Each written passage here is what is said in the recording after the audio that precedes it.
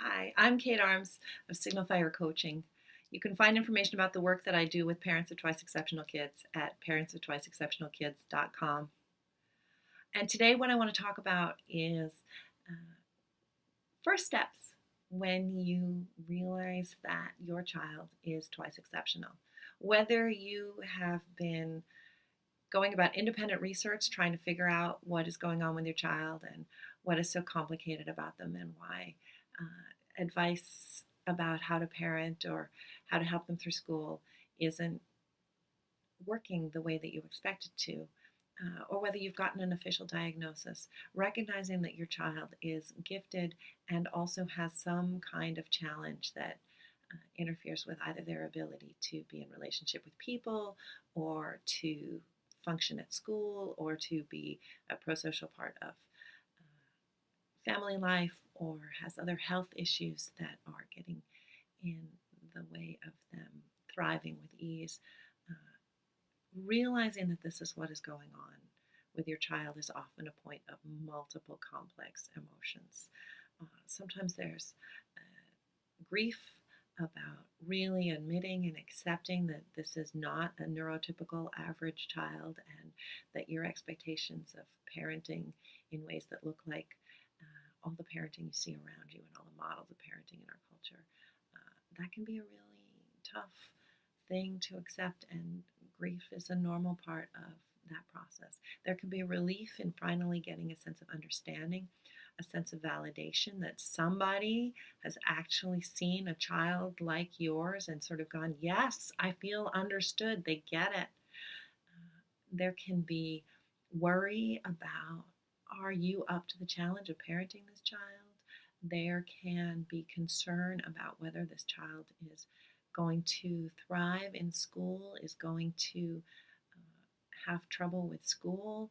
This can lead to questions about, are they going to be able to live on their own independently after school? Are they going to be able to have a happy adult life?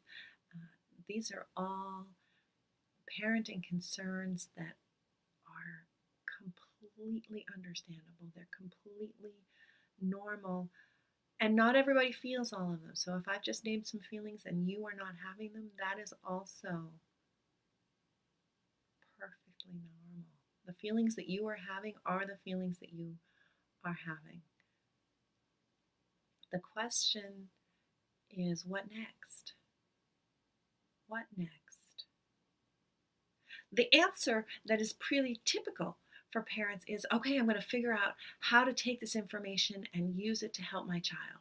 I'm going to take this to advocate in the school and to change the environment at my house, and I am going to use this to fix my child or make their life easier. And that's a really valuable response. I want to encourage you to have another think about what is important. Parenting is a marathon. It's an 18-year stint for most people having kids living at home. Sometimes it's longer than that, sometimes it's shorter than that. Parenting twice exceptional kids, sometimes they're slow to launch, sometimes they are fast to launch.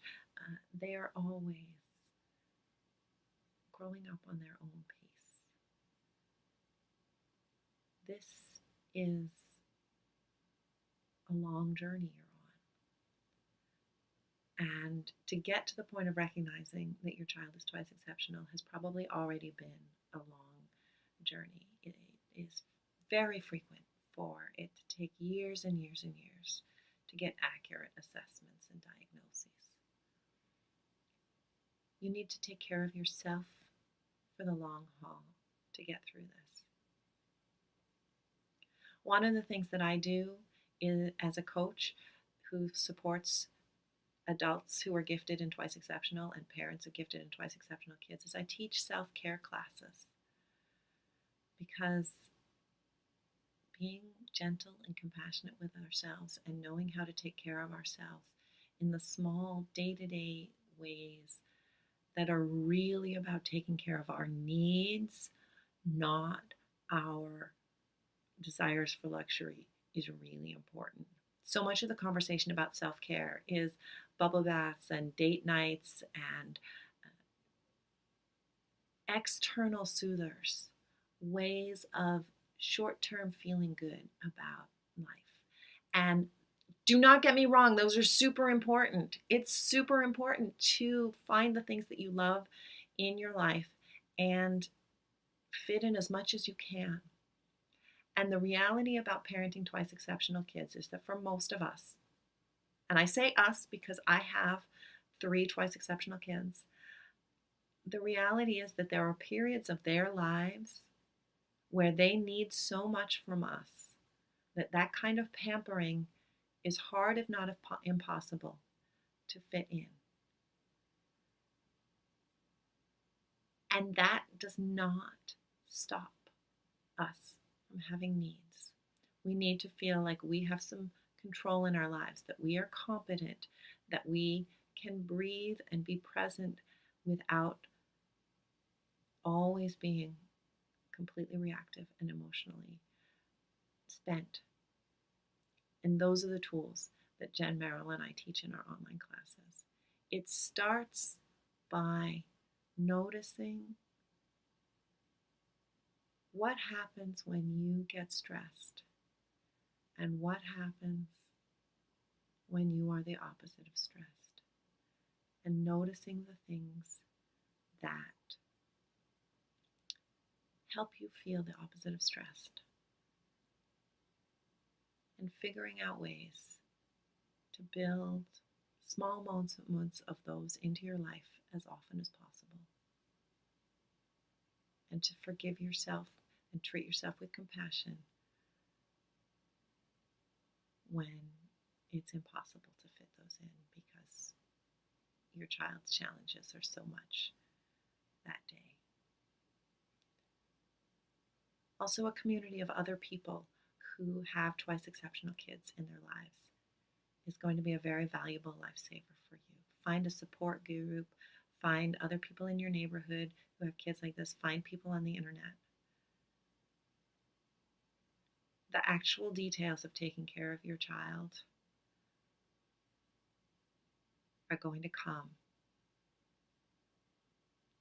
It might take a while.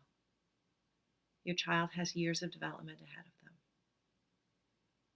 You need to take care of yourself so that you're able to be there for the long haul. If I can help, reach out to me, Kate@signalfirecoaching.com and parentsoftwiceexceptionalkids.com. Welcome to this wonderful, wild, crazy-making world of parenting twice exceptional kids.